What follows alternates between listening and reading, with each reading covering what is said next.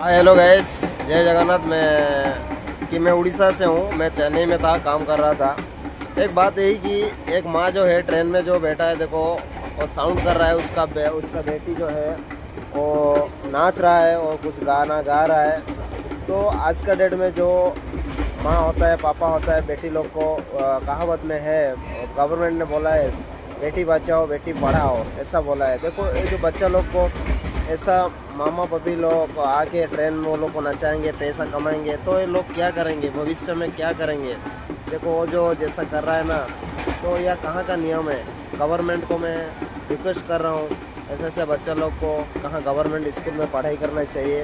देखो उसका मम्मी वो उधर से बाजा पीट रहा है, ये लड़की वो डांस कर रहा है, तो ये कहाँ से नियम है। ट्रेन में डांस करेगा, पैसा कमाएगा।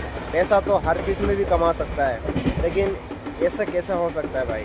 जय जगन्नाथ। मैं आशा करता हूँ वीडियो को लाइक एंड सब्सक्राइब कीजिए और कमेंट में ज़रूर बताइए।